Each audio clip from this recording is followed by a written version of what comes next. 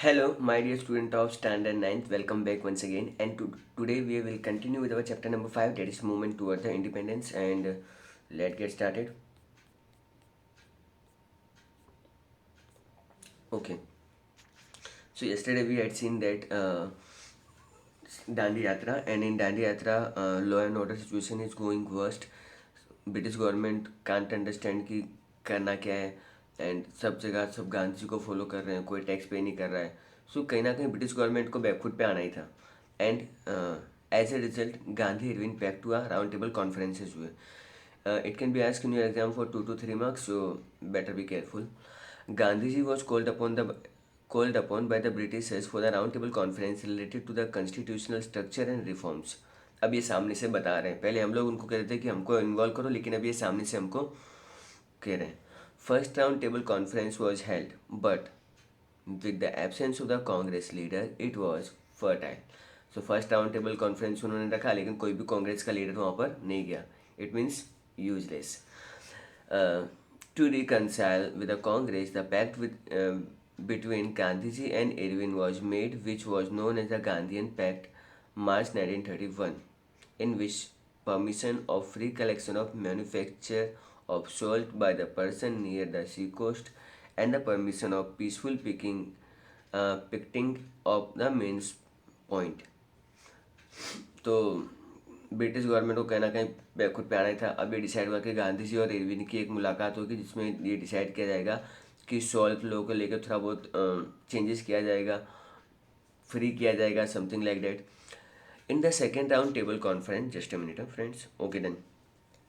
In the second round table conference, Gandhiji was the only representative from the Congress, and the British had discriminating point of various religion committees, to which Gandhiji was deeply disappointed, and therefore the conference was dissolved. अब इस conference में बहुत सारे point discussion होने थे, something like कि religious से related. लेकिन गांधी जी को तो मेन बात चाहिए थी कि टैक्सेस कम करो, ये सब. तो गांधी से बहुत डिसअपॉइंट हुए और फिर इसको डिसॉल्व कर लिया गया. गांधी जी ने इस पैक्ट में बहुत सारी शर्तें भी रखी थी कि जितने भी आपने लोगों को जेल के पीछे बंद किया है, उन सबको आपको फ्री करना पड़ेगा.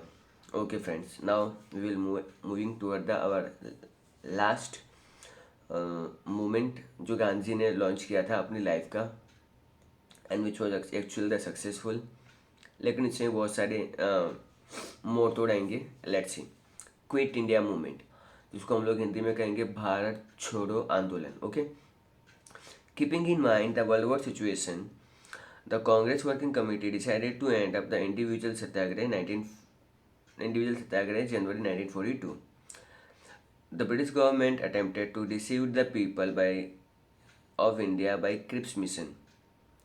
So Indians were angry and dejected. Therefore, people of India no longer had faith in the British rulers, and they assumed that the British do not wish to quit India. Gandhi advised the people to come out of the despair and be prepared to give a new and the last fight. Now, scene is like that.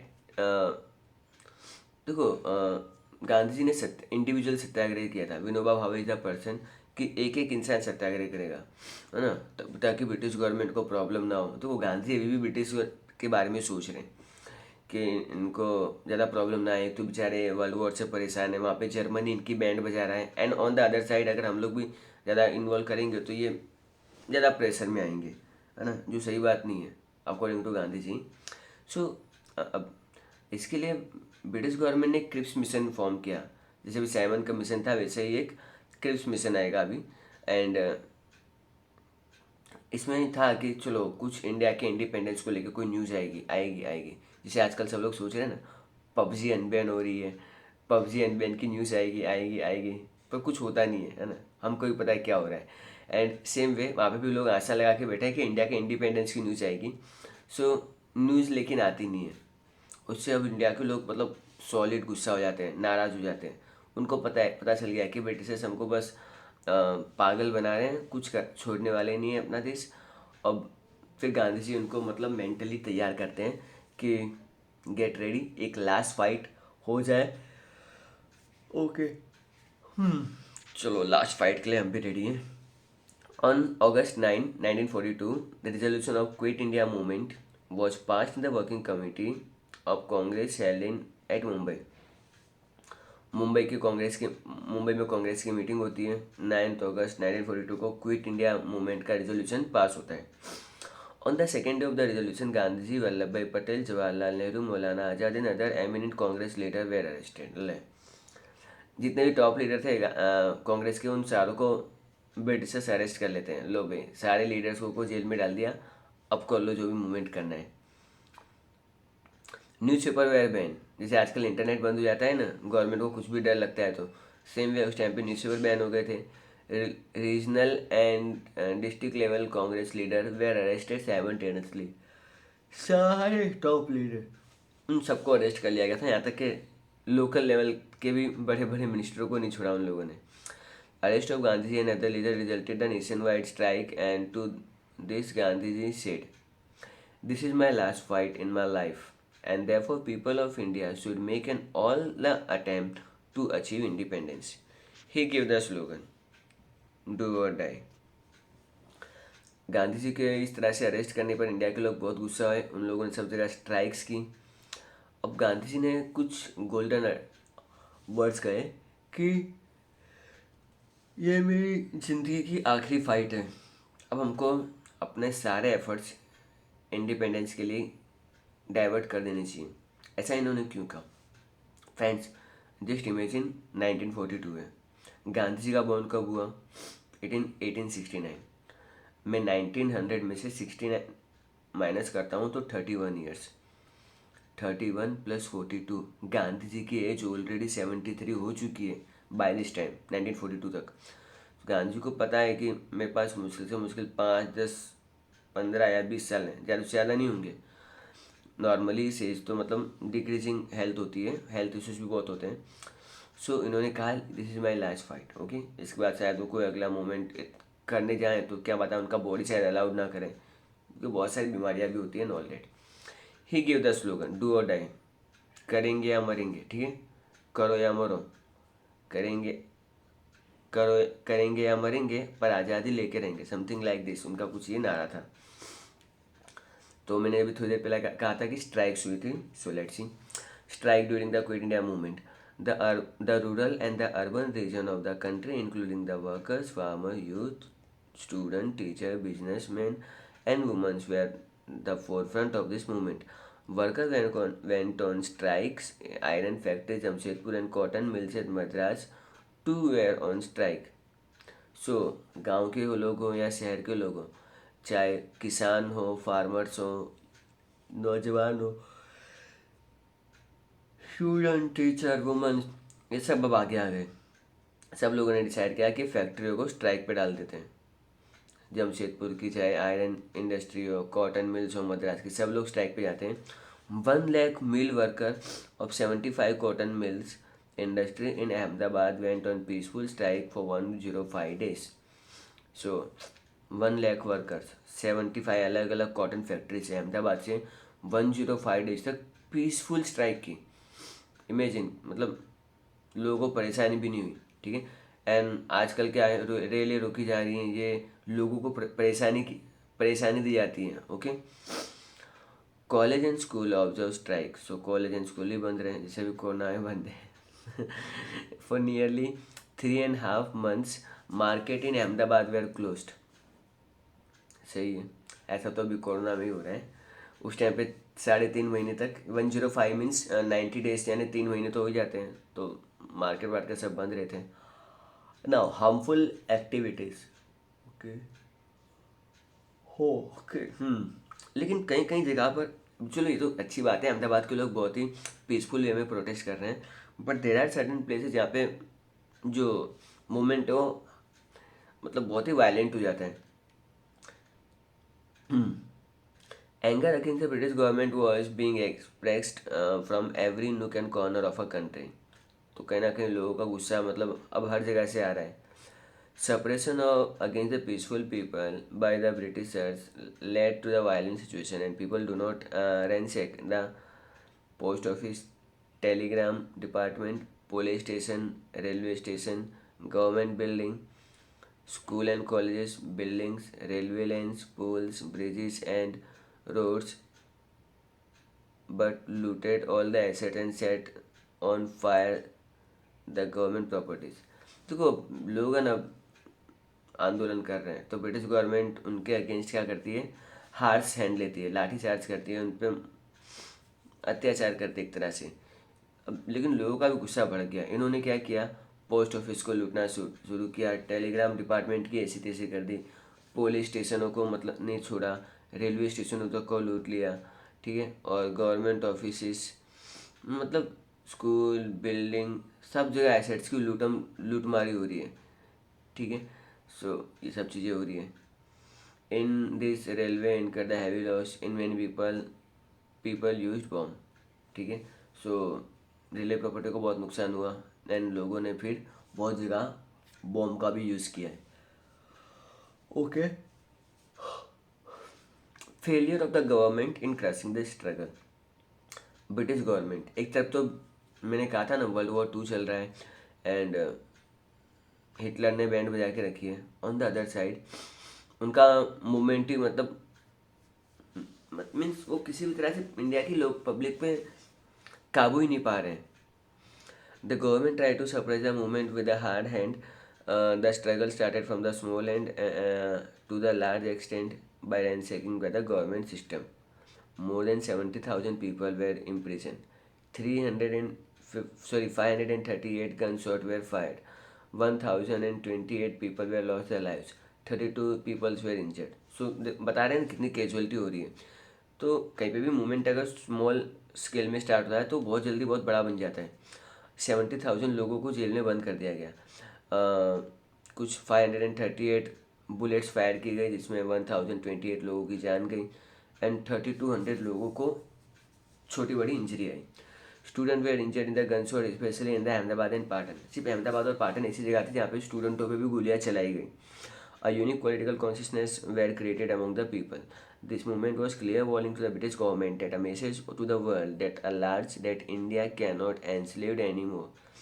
कहीं ना कहीं यहाँ तक Britishers को समझ में आ गया है कि इंडिया के लोग अब उसको अपने ऊपर बर्दाश्त नहीं कर सकते और ये पूरे वर्ल्ड को कहीं ना कहीं मैसेज जा रहा है कि अब इंडिया के लोग अब नहीं चाहते ब्रिटिशर्स को अपने देश में। The struggle really signed by the people of India to the Britishers, the Quit India movement. The people of India now wanted the full independence, and the amendment of the dominant status was almost invisible by this struggle. Britishers कहीं ना कहीं अगर हम बात कर रहे हैं तो डोमिनेंट स्टेटस की बात करने लग जाते थे, लेकिन अब ये क्लियर कट मैसेज कि भूल जाओ डोमिनेंट स्टेटस, हमको अब कंप्लीट इंडिपेंडेंसी चाहिए। And after a struggle of 5 years India achieved independence and 5 साल के बाद फाइनली वो दिन आ गया कि क्विट इंडिया मूवमेंट सफल हुआ और हमारा देश आज़ाद हो जाता है। 1942 में क्विट इंडिया मूवमेंट हुआ था, आफ्टर 5 years 1947 को हमारा देश आज़ाद हो चुका है। ओके, आई थिंक यहाँ तक आपको सबको क्लियर समझ में आ रहा होगा।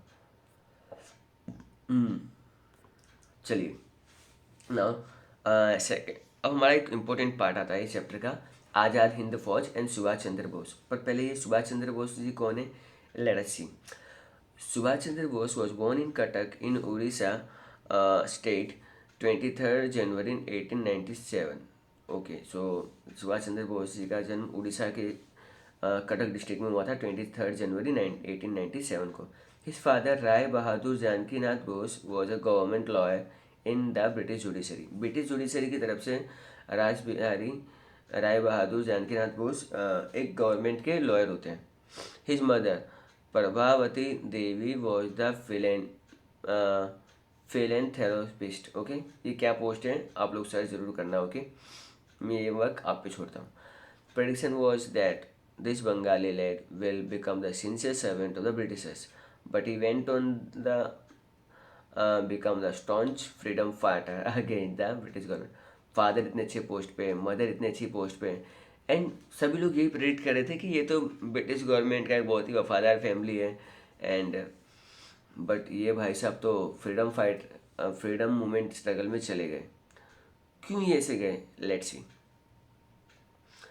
After the passing the examination with the good marks from the Calcutta Presidency College, he went to England for further study. He passed the very difficult ICS Indian civil service examination at the fourth number and returned to Kolkata. So, seed of the revolution were planted in his mind due to the insulting attitude and the pride of the British professor at the Presidency College toward the Indians. Friends, अभी अगर आप देखो ना, तो अभी जो college में जा रहे हैं पढ़ने, चाहे इंडिया का हो कि इंग्लैंड का हो, वहाँ पे जो प्रोफेसर्स होते थे वो यूजुअली ब्रिटिशर्स होते थे। एंड ब्रिटिशर्स हम इंडियंस को कुछ समझते ही नहीं थे। वो लोग ऐसे ही कभी भी इंसल्ट कर दिया करते थे। एंड ये एटीट्यूड उनको बहुत बुरा लगा, सो उनको इंसल्ट फील हुआ। एंड उन्होंने देखा कि नहीं, ये इस तरह से चीज़ें नहीं चलती हैं। सी, अ टीचर ऑलवेज वांट कि उसको मतलब स्टूडेंट रिस्पेक्ट दें। तो एक टीचर्स की भी रिस्पॉन्सिबिलिटी बनती है कि अपने स्टूडेंटों को ऐसे ही इंसल्ट ना करें। ओके, हाँ, कभी थोड़ा मजाक मस्ती हो जाता है, बट वो भी एक लिमिट में होना चाहिए। ओके, सो कहीं ना कहीं ये एटीट्यूड जो था सुभाष चंद्र बोस को पसंद नहीं आया। एंड ही डिसाइडेड कि नहीं, इसका मेन कारण क्या है, ब्रिटिशर्स हम पे रूल कर रहे हैं और इनको अब यहाँ से उखाड़ फेंकना है। He was much interested in the Indian independence struggle, और उनको इंडिया के इंडिपेंडेंस स्ट्रगल में बहुत ही ज़्यादा मतलब इंटरेस्ट था। He become the active member of the national assembly. He join the Swaraj party इन 1923। तो पहले स्वराज पार्टी ज्वाइन करते हैं 1923 में। He soon become very popular leader among the youth, and he was in the top of the civil disobedience movement and therefore jailed many times. तो मतलब ऐसा था कि वो बहुत जल्दी स्वराज पार्टी ज्वाइन करते हैं, यंग लोगों में बहुत फेमस हो जाते हैं। एंड सिविल डिसोबीडियंस मूवमेंट जो गांधी जी ने लॉन्च किया था, उसमें बहुत बार ये जेल में भी जा चुके हैं। At the young age of the 41 he was elected the president of Congress in the convention of the Haripura Surat and showed his ability. ठीक है, तो 40 साल की यंग एज में ही ये हरिपुरा कन्वेंशन सेशन जो मतलब सूरत में हुआ था, इसमें ये कांग्रेस के प्रेसिडेंट चुन लिए जाते हैं। ओके,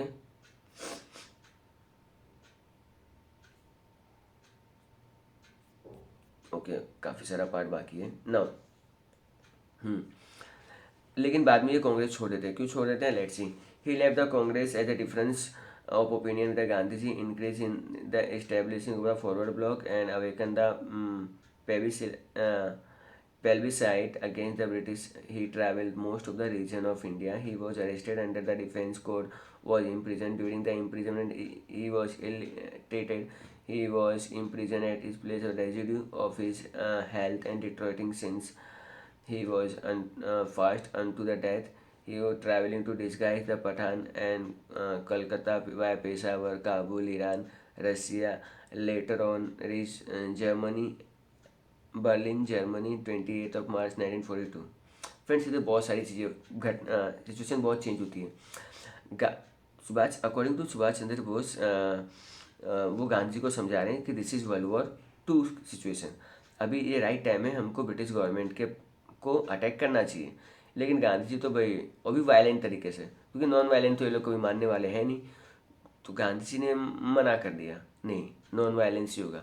सो इससे मतलब फिर डिफरेंस ऑफ ओपिनियन हुआ एंड वो फिर अपना एक फॉरवर्ड ब्लॉक नाम की पार्टी लॉन्च करते हैं, जिसमें ये ब्रिटिश गवर्नमेंट के अगेंस्ट में कुछ ना कुछ बोलते रहते हैं। अब इनको मतलब फिर ब्रिटिशर्स ने पकड़ के जेल में डाल दिया।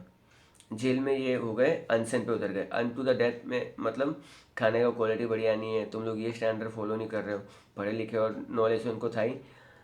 फिर इनको इनकी हेल्थ के इशूज़ हुए तो इनको हाउस अरेस्ट किया गया। हाउस अरेस्ट मतलब दूर दराज के घर पे 4-5 पुलिस वाले रहेंगे और वो बंदा मतलब पूरा दिन घर पे रहेगा। नो एंटरटेनमेंट, नो न्यूज़पेपर, कुछ नहीं। समथिंग लाइक जेल की लाइफ ज़्यादा अच्छी है, यहाँ पे कम से कम लोग मिलते तो हैं, इधर तो कोई होगा भी नहीं। लेकिन रात को इन्होंने कुछ स्टडी किया कि कितने ऑफिसर्स होते हैं, कब वो सोते हैं, कब वो जागते हैं। इसका फ़ायदा उठा के उन्होंने क्या कि एक पठान का गेट ओवर किया और भाग गए हाउस अरेस्ट से। और ये मतलब कहाँ गए, सीधा जर्मनी। कैसे गए थे, कलकत्ता से मतलब निकले थे ये। अब कोई ना कोई मोड ऑफ ट्रांसपोर्ट तो यूज़ किया ही होगा। पेशावर गए, काबुल गए, ईरान गए, रशिया गए, फाइनली बर्लिन 28 मार्च को पहुंच गए। वहाँ पे जर्मन लोगों ने इनको बहुत ही ग्रैंड वेलकम दिया। Okay, and he are the people of India through Berlin radio to fight against the British empire. Berlin radio पे जाके ये मतलब लोगों से अपील कर रहे हैं कि हमको अब फाइट करने के लिए रेडी होना चाहिए। He also meet the He also met Hitler in Germany and discussed in detail about the independence of India. He then went on the Roman Paris to the establishment of the military unit and for independence of India. Recruited 3,000 soldiers. Raj Raj Bihari Bose, a revolutionary living in the Japan, changed all the organization and established the Indian Independence League. To make India free, Azad Hind Fauj set up a presence of the 100 Indian delegates from the Malaya, Japan, Sumatra, Java, Hong Kong, Borneo, Andaman, Brahma, now Brahmadesh is now Myanmar, were organization. So बाद में ये army बनाते हैं अपनी एक, और with the help of the Japan. Germany में जब ये हिटलर से मिलते तो उनको कुछ ज़्यादा एक्सपेक्टेशन, उनको लगता नहीं कि हिटलर इज इतना सीरियस है इंडिया के इंडिपेंडेंस को लेके। So finally he started moving for the Japan via submarine, and Japan पहुंच के ये विद हेल्प ऑफ द राज बिहारी बोस ये 3,000 सोल्जर्स की एक आर्मी बनाते हैं, और वहाँ पे ये डिसाइड करते हैं कि हम ये सब कंट्रियों को अटैक करेंगे, और वहाँ पे एक इंडियन गवर्नमेंट फॉर्म होगी जिसको जापान का हेल्प मिलेगा। And in date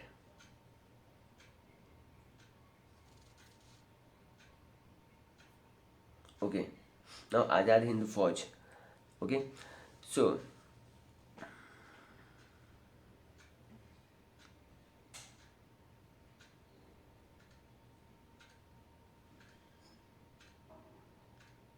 just a minute.